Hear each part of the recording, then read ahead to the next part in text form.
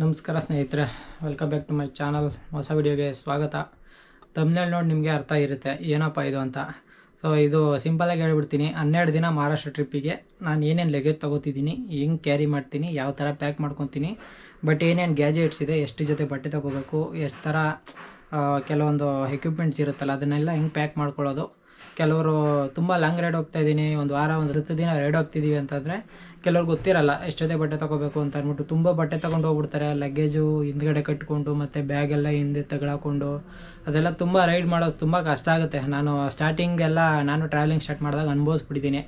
So ಬತ್ತ ಹಂಗಂಗೆ changes ಆಗಿ ನಿಜವಾಗ್ಲೂ ಒಂದು 10 ದಿನ 12 ದಿನ ರೈಡ್ ಅಂತಂದರೆ ನಾನು ತಗೊಂಡೋಗೋದೇ ಒಂದು ಬ್ಯಾಗು, ಒಂದು ಟ್ಯಾಂಕ್ ಬ್ಯಾಗು. ಇಷ್ಟರಲ್ಲಿ ನಾನೆಲ್ಲ ಟೋಟಲಿ ಎಲ್ಲ ಅದ್ರೊಳಗೆ ಹಾಕ್ಕೊಂಡು ಕ್ಯಾರಿ ಮಾಡ್ತೀನಿ ನಾನು ಬೈಕಲ್ಲಿ. ಸೊ ನಾನು ನಿಮಗೆ ಒಂದೊಂದು ಐಟಮ್ನ ತೋರಿಸ್ತೀನಿ, ಏನಕ್ಕೆ ಯೂಸ್ ಮಾಡ್ತೀನಿ, ಬಟ್ ಎಷ್ಟು ತೊಗೋಬೇಕು, ಇಷ್ಟಿಷ್ಟು ದಿನಕ್ಕೆ ಯಾವ ಥರ ತೊಗೋಬೇಕು, ಯಾವ ಥರ ಬಟ್ಟೆ ತೊಗೋಬೇಕು, ಏನು ತೊಗೋಬೇಕು ಅಂತ ನಿಮಗೆ ಒಂದೊಂದಾಗಿ ಎಕ್ಸ್ಪ್ಲೇನ್ ಮಾಡ್ತಾ ಹೋಗ್ತೀನಿ.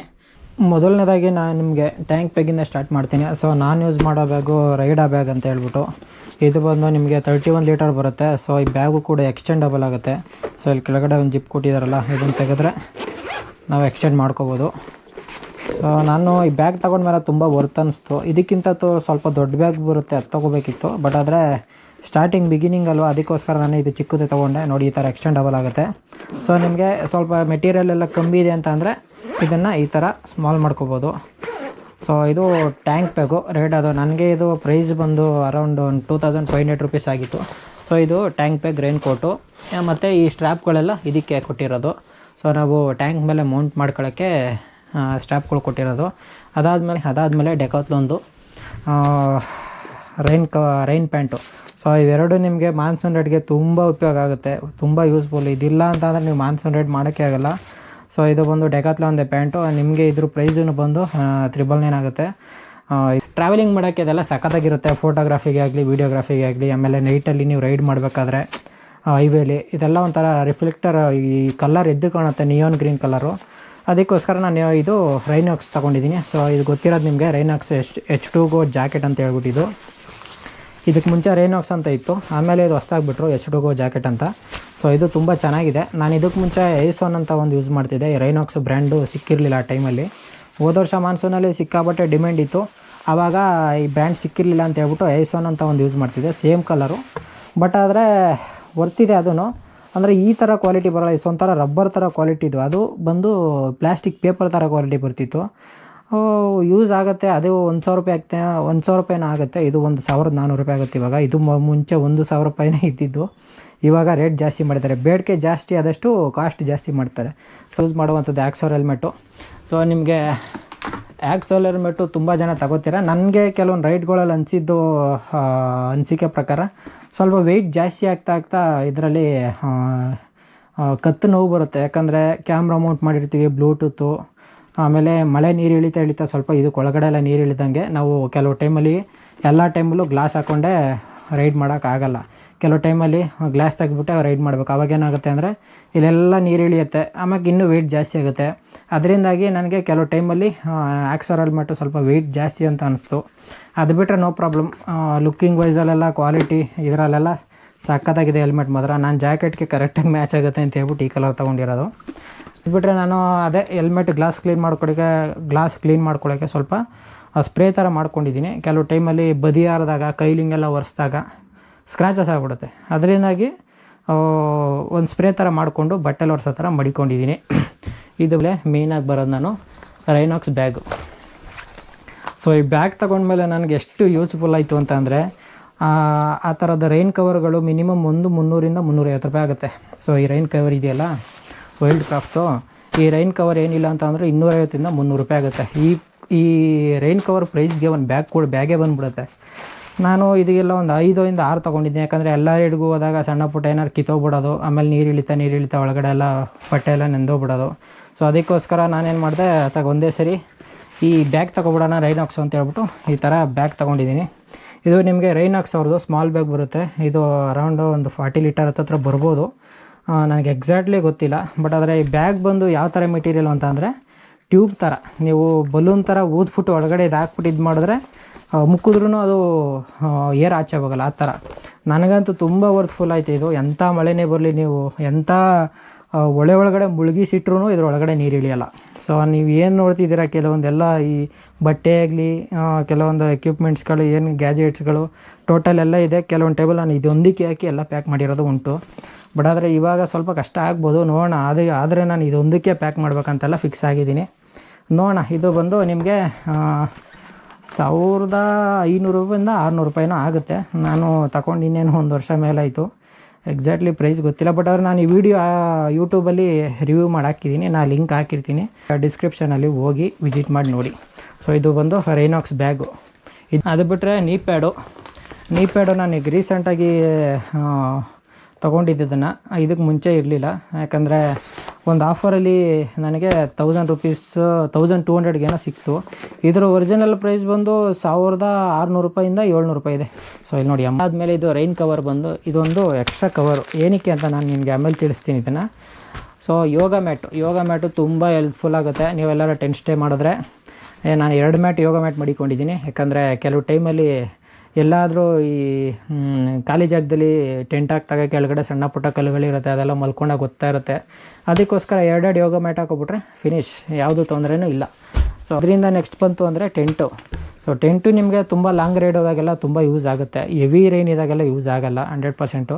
ಯಾಕಂದರೆ ನಾವು ಆಗುಂಬೆ ರೈಡಲ್ಲಿ ತೊಗೊಂಡೋಗ್ಬಿಟ್ಟು ಸಿಕ್ಕಾಬಿಟ್ಟೆ ಮಳೆ ಆಗಿದ್ದರಿಂದ ಎಲ್ಲೂ ಟೆಂಟ್ ಸ್ಟೇ ಮಾಡೋಕ್ಕಾಗಿಲ್ಲ. ಅದಕ್ಕೆ ಮುಂಚೆ ಒಂದು 2-3 ರೈಡ್ಗಳಲ್ಲಿ ತೊಗೊಂಡೋಗಿದ್ದೀವಿ.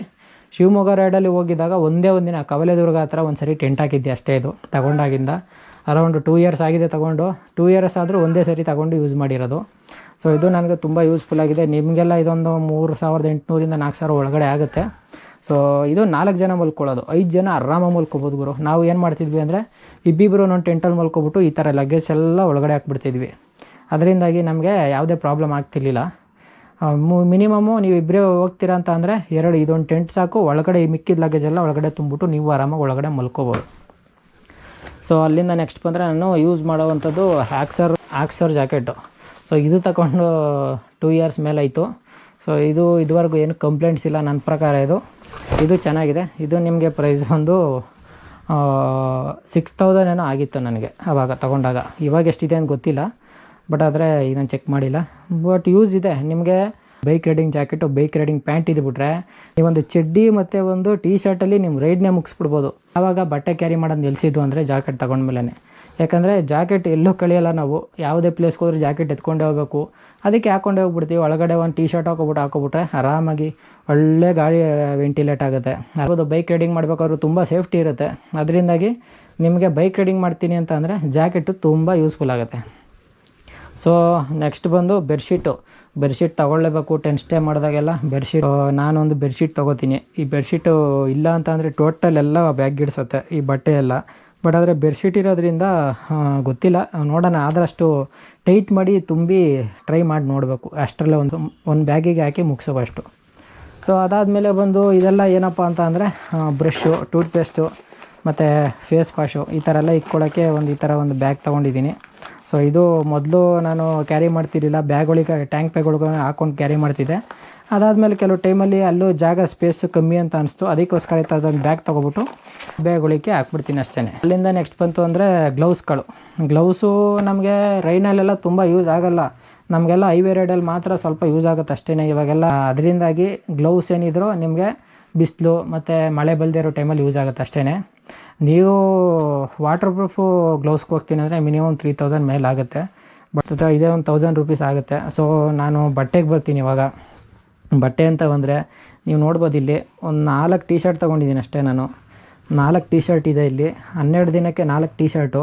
ಇವೆಲ್ಲ ಯಾವುದು ಕಾಟನ್ ಅಲ್ಲ, ಎಲ್ಲ ಜೆರ್ಸಿನೇ. ಜೆರ್ಸಿ ಏನಪ್ಪ ನಮಗೆ ಯೂಸು ಅಂತ ಅಂದರೆ, ಮೊದಲನೇದಾಗಿ ಇದು ಬೇಗ ಸ್ವೆಟ್ ಆದ್ರೂ ಸ್ಮೆಲ್ ಬರೋಲ್ಲ. ಆಮೇಲೆ ಮಳೇಲಿ ನೆಂದ್ರೂ ಬೇಗ ಆರ್ಕೊಳ್ಳುತ್ತೆ. ಆಮೇಲೆ ಹಿಂಡಾಕಿದ್ರೂ ಬೇಗ ಆರ್ಕೊಳ್ಳುತ್ತೆ. ಅದಕ್ಕೋಸ್ಕರ ನಾನು ಎಲ್ಲ ಕಡೆ ಜೆರ್ಸಿ ಕ್ಯಾರಿ ಮಾಡ್ತೀನಿ. ಇದನ್ನು ನಾವು ವೇರ್ ಮಾಡಿದ್ರೆ ಹಾಕ್ಕೊಂಡೇ ಇಲ್ಲ ಅನ್ನೋ ಥರ ಫೀಲ್ ಆಗುತ್ತೆ. ಅದಕ್ಕೋಸ್ಕರ ನಾನು ಎಲ್ಲೋದ್ರೂ ಜೆರ್ಸಿ ಕ್ಯಾರಿ ಮಾಡ್ತೀನಿ. ಇನ್ನು ಮಿಕ್ಕಿದ್ದು ನೈಟಲ್ಲೆಲ್ಲ ಹಾಕ್ಕೊಳ್ಳೋಕ್ಕೆ ಬಾಕ್ಸರ್ ಥರ ನಿಕ್ಕರ್ಸ್ಗಳು. ಇನ್ನು ಟ್ರ್ಯಾಕ್ ಪ್ಯಾಂಟ್ಸು ಅಂತ ಬಂದರೆ ನಾನೊಂದು 3 ಟ್ರ್ಯಾಕ್ ಪ್ಯಾಂಟ್ಸ್ ತೊಗೊಂಡಿದ್ದೀನಿ. ಇದೆಲ್ಲ ಆಲ್ಮೋಸ್ಟ್ ಕಾಟನ್ನೇ. ಜೆರ್ಸಿ ಚೆನ್ನಾಗಿರುತ್ತೆ, ಬಟ್ ಅವ್ರು ನನ್ನ ಹತ್ರ ಇರೋದು ಕಾಟನ್ನೇ. ಅದಕ್ಕೋಸ್ಕರ ನಾನು ಎಲ್ಲ ರೈಡ್ಗೂ ಕಾಟನ್ ಹಾಕೊಬರ್ತೀನಿ.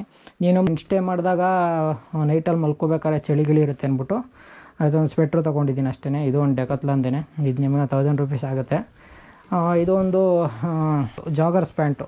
ಈ ಜಾಗರ್ಸ್ ಪ್ಯಾಂಟು ಟ್ರೆಕ್ಕಿಂಗ್ ಮಾಡಿದಾಗ ಅಲ್ಲಿ ಯೂಸ್ ಆಗುತ್ತೆ. ಸೊ ಒಂದು 5-6 ಜೋಬ್ ಇದೆ, ಅದಕ್ಕೋಸ್ಕರ ನಾನು ಯೂಸ್ ಮಾಡ್ತಾಯಿದ್ದೀನಿ.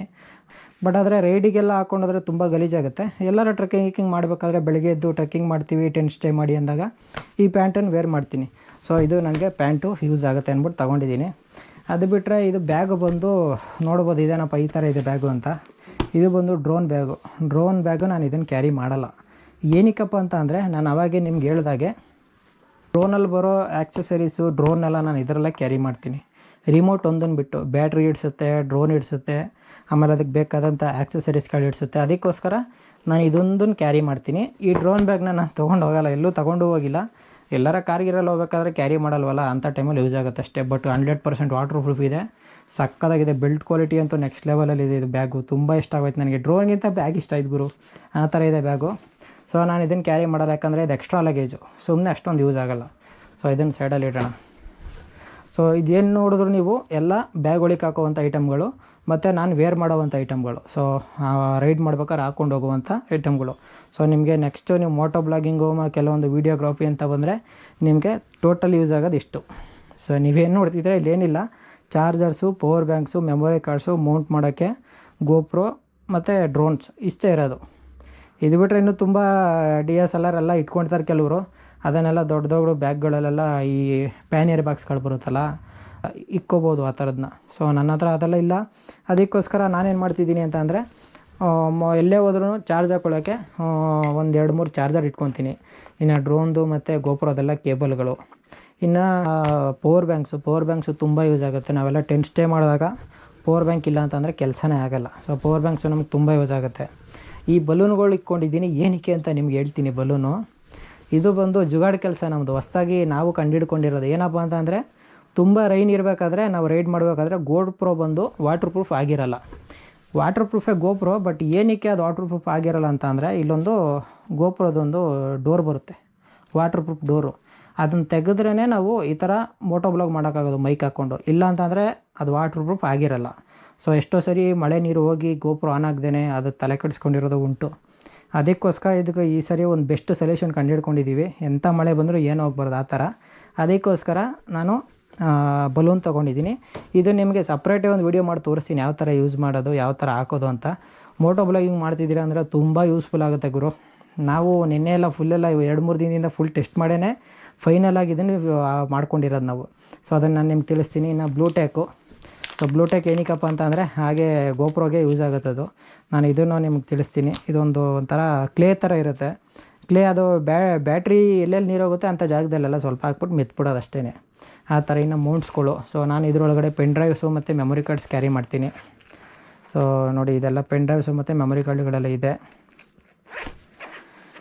ಅದು ಬಿಟ್ಟರೆ ಗೋಪ್ರೋ ಬ್ಯಾಟ್ರಿ ಚಾರ್ಜರ್ಸು. ಸೊ ನನ್ನ ಹತ್ರ ಒಂದು 3 ಬ್ಯಾಟ್ರಿ ಇದೆ ಸದ್ಯಕ್ಕೆ. ಅದಕ್ಕೋಸ್ಕರ ನಾನೊಂದು ಕರೆಕ್ಟಾಗಿ 3 ಚಾರ್ಜರ್ ಆಗುವಂಥದ್ದು ಒಂದು ಚಾರ್ಜರ್ ಸ್ಲಾಟ್ ತೊಗೊಂಡಿದ್ದೀನಿ. ಇದು ಬಂದು ಎಂಡೋರಾ ಬ್ಯಾಟ್ರಿ ಅಂತ. ಇದ್ರ ಪ್ರೈಸ್ ಬಂದು ನಿಮಗೆ 2,000-4,500 ರೂಪಾಯಿ ಆಗುತ್ತೆ. ಸೊ ಎಂಡೋರಾ ಬ್ಯಾಟ್ರಿ ಚಾರ್ಜರೆಲ್ಲ ನಿಮ್ಗೆ 1,000 ರೂಪಾಯಿ ಸಿಗುತ್ತೆ. ಇನ್ನೂ ಕಾಸ್ಟ್ಲಿ ಇದ್ಬೇಕು, ಗೋಪ್ರೋದೇ ಬೇಕಂದರೆ ನಿಮ್ಗೆ ಒಂದು 4,000-5,000 ಆಗುತ್ತೆ. ನಂಗೆ ಇದೇ ಯೂಸ್ ಆಗ್ತಿದೆ, ಏನಕ್ಕೆ ಸುಮ್ಮನೆ ಅಂತ. ಸೊ ಅದು ಬಿಟ್ಟರೆ ಇದೆಲ್ಲ ಗೋಪ್ರೋದೇನೆ. ಅಕಸ್ಮಾತು ಹಿಡ್ಕೊಂಡು ಗೋಪ್ರೋ ಹಿಡ್ಕೊಂಡು ಬ್ಲಾಗ್ ಮಾಡ್ಬೇಕಾದ್ರೆ ಫ್ರಂಟಲ್ಲಿ ಈ ಥರ ಬಿದ್ದರೂ, ಏನಾದರೂ ಮಿಸ್ಸಾಗಿ ಬಿದ್ದರೂ ಏನೋ ಡ್ಯಾಮೇಜ್ ಆಗ್ತಿರಲಿ ಅಂತ ಇದೊಂದು ರಬ್ಬರ್ ಕೇಸು. ಮೊಬೈಲ್ಗೆ ಹೆಂಗೆ ನಾವು ಪೋಸ್ಟ್ ತೊಗೋತೀವೋ ಅದೇ ಥರ ಇದೊಂದು ರಬ್ಬರ್ ಕೇಸು. ಅದು ಬಿಟ್ಟರೆ ಇನ್ನು ಡ್ರೋನು. ಸೊ ಇದು ಬಂದು DJI Mavic Mini 2 SC ಅಂತ ಹೇಳ್ಬಿಟ್ಟು ನಾನು ರೀಸೆಂಟಾಗಿ ತಗೊಂಡು ಒಂದು 3 ತಿಂಗಳು ಆಯ್ತು ಅಷ್ಟೇ. ತುಂಬ ಕಡೆ ಫ್ಲೈ ಮಾಡಿಲ್ಲ. ನಾನು ಹೋದಾಗೆಲ್ಲ ರೈನ್ ಮಳೆ ತಗೊಳಕೊಂಡು ಯಾವ ಪ್ಲೇಸಲ್ಲೂ ಡ್ರೋನ್ ಆರ್ಸೋಕ್ಕಾಗಿಲ್ಲ. ಸೊ ಅದಕ್ಕೋಸ್ಕರ ಈ ಪ್ಲೇಸಲ್ಲಾರು, ಈ ಮಹಾರಾಷ್ಟ್ರದಲ್ಲರೂ ಒಳ್ಳೊಳ್ಳೆ ಪ್ಲೇಸಲ್ಲಾದ್ರು ಡ್ರೋನ್ ಆರ್ಸೋಣ ಅಂತ ಹೇಳ್ಬಿಟ್ಟು ಡ್ರೋನು ತೊಗೊಂಡು ಹೋಗ್ತಾಯಿದ್ದೀನಿ. ಇದೆರಡು ಬಂದು ಡ್ರೋನ್ ಆ್ಯಕ್ಸಸರೀಸು. ನಾನು ಡ್ರೋನ್ ತಗೊಂಡ್ಮೇಲೆ ಇದೆರಡು ತೊಗೊಂಡಿರೋದು. ಇದು ಒಂಥರ ಎಲಿಪ್ಯಾಡ್ ಥರ, ಕೆಳಗಡೆ ಡ್ರೋನ್ ಡ್ಯಾಮೇಜ್ ಆಗಿದೆ ಇರಲಿ ಅಂತ ಗಿಂಬಾಲು, ಅದಕ್ಕೋಸ್ಕರ ಇದು ತೊಗೊಂಡೆ. ಅದಾದಮೇಲೆ ಗಿಂಬಲ್ ಪ್ರೊಟೆಕ್ಟರು. ಸೊ ಇದೆರಡು ಬಂದು ಡ್ರೋನ್ ಆ್ಯಕ್ಸಸರೀಸು. ಇದು ಬಂದು ಬ್ಯಾಟ್ರಿ. ಸೊ ನೀವು ಬರೇ ಡ್ರೋನ್ ತೊಗೊಂಡ್ರೆ ಒಂದೇ ಬ್ಯಾಟ್ರಿ ಸಿಗೋದು ಅದರಲ್ಲಿ. ಬಟ್ ಆದರೆ ನಾನು ಕಾಂಬೋ ಆಫರ್ ತೊಗೊಂಡಿದ್ದಕ್ಕೆ 3 ಬ್ಯಾಟ್ರಿ ಬಂದಿದೆ. ನಮಗೆ ಮಿನಿಮಮ್ ಏನಿಲ್ಲ ಅಂದರೆ ಒಂದು ಬ್ಯಾಟ್ರಿ 45 ಮಿನಿಟ್ಸ್ ಬರುತ್ತೆ. 45 ಮಿನಿಟ್ಸ್ ಬರುತ್ತೆ ಅನ್ನೋದಕ್ಕಿಂತ ಒಂದು 40 ಮಿನಿಟ್ಸ್ ಬರುತ್ತೆ.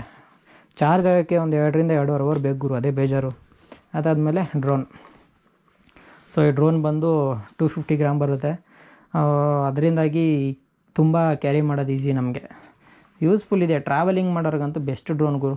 ನೀವು ಪ್ರೀ ವೆಡ್ಡಿಂಗ್ ಶೂಟು ತುಂಬ ಹೈಟೆಕ್ಕಾಗೆಲ್ಲ ಹೈಲೈಟಾಗೆಲ್ಲ ವೀಡಿಯೋ ಮಾಡ್ತೀನಿ ಅಂದರೆ ಇನ್ನೂ ಸ್ವಲ್ಪ ಮುಂದಕ್ಕೆ ಅಪ್ಡೇಟ್ ಆಗ್ಬೋದು, ನೆಕ್ಸ್ಟು ವರ್ಷನ್ಗೆ ಅಪ್ಡೇಟ್ ಆಗ್ಬೋದು. ಸೊ ನನಗಿದು ಓಕೆ ಸಾಕು ಅನ್ನಿಸ್ತು ಸದ್ಯಕ್ಕೆ. ಅದಾದಮೇಲೆ RC controller.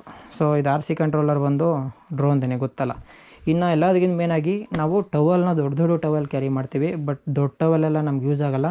So ಇದೇನಿದೆ decathlon towel, ಇದು ನೋಡೋಕೆ ಇಷ್ಟು ಚಿಕ್ಕ ಒಳಕ್ಕೆ ಕೈ ಚೌಕದ ಥರ ಕಾಣಿಸ್ತಿದೆ, ಬಟ್ ಆದರೆ ನೋಡಿ ಎಷ್ಟು ದೊಡ್ಡ ಇದೆ ಅಂತ ತೋರಿಸ್ತೀನಿ. ಸೊ ನೋಡಿ ಇಷ್ಟು ದೊಡ್ಡ ಬರುತ್ತೆ ಟವಲು.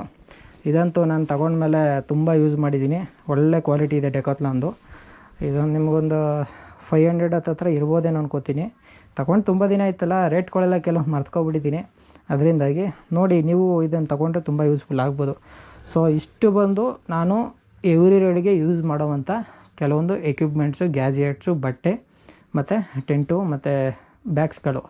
ಸೊ ಇಷ್ಟೆಲ್ಲ ನಾನು ಎಲ್ಲ ರೈಡ್ಗೂ ಯೂಸ್ ಮಾಡ್ತೀನಿ. ನಾನು ಫಸ್ಟು ಇದನ್ಯಾವುದೂ ಇಟ್ಕೊಂಡಿಲ್ಲ, ನನ್ನ ಹತ್ರ ಇದು ಒಂದೇ ಒಂದು ಡೆಕಾಥ್ಲಾನ್ದು ಒಂದು ಹಿಂದ್ಗಡೆ ಕ್ಯಾರಿ ಮಾಡುವಂಥ ಬ್ಯಾಗು, ಒಂದು ಹಾಫ್ ಹೆಲ್ಮೆಟ್ಟು. ಇಷ್ಟರಲ್ಲಿ ನಾನು ರೈಡ್ ಸ್ಟಾರ್ಟ್ ಮಾಡಿದ್ದು. ಆ ಫೋಟೋ ನಾನು ನಿಮ್ಗೆ ಹಾಕ್ತೀನಿ, ನಾನು ಮೊದಲು ರೈಡ್ ಸ್ಟಾರ್ಟ್ ಮಾಡಿದ್ದು ಯಾವ ಥರ ಇತ್ತು ಅಂತ.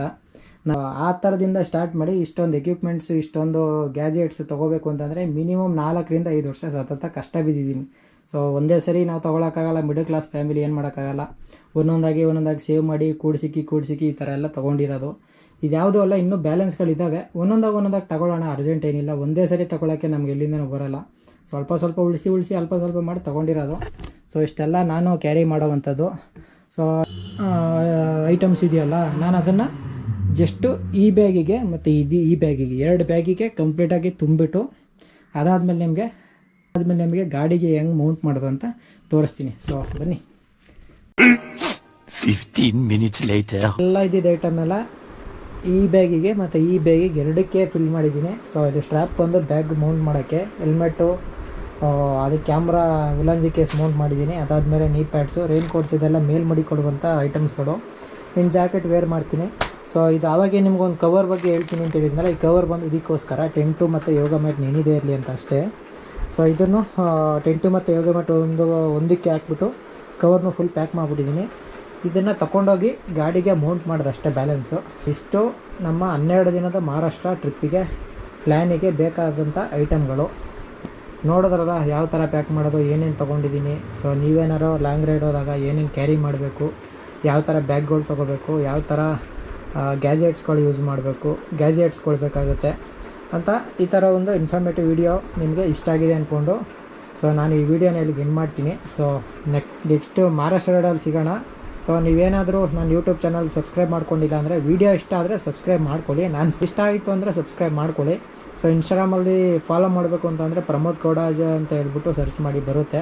ಸೊ ನಾನು ಇವಾಗ ಮಹಾರಾಷ್ಟ್ರ ಹಿಡಿದು ಯಾವುದೇ ಪ್ಲೇಸ್ಗೆ ಹೋದರೂ ಇನ್ಸ್ಟಾದಲ್ಲಿ ಸ್ಟೋರಿ ಹಾಕ್ತೀನಿ. ಏನಾದ್ರು ಒಂದು ಹೊಸ ಅಪ್ಡೇಟ್ಸ್ ಇದ್ದರೆ ಅಪ್ಡೇಟ್ಸ್ ಕೂಡ ಹಾಕ್ತೀನಿ. ಸೊ ಇನ್ಸ್ಟಾಗ್ರಾಮಲ್ಲಿ ಫಾಲೋ ಮಾಡೋದನ್ನು ಮರಿಬೇಡಿ. ಸೊ ಇಷ್ಟು ಹೇಳ್ತಾ ನೆಕ್ಸ್ಟು ಮಹಾರಾಷ್ಟ್ರ ರೈಡಲ್ಲಿ ಸಿಗೋಣ. ಓಕೆ ಫ್ರೆಂಡ್ಸ್, ಬಾಯ್. ಮತ್ತೆ ಭೇಟಿಯಾಗೋಣ. ನಮಸ್ಕಾರ.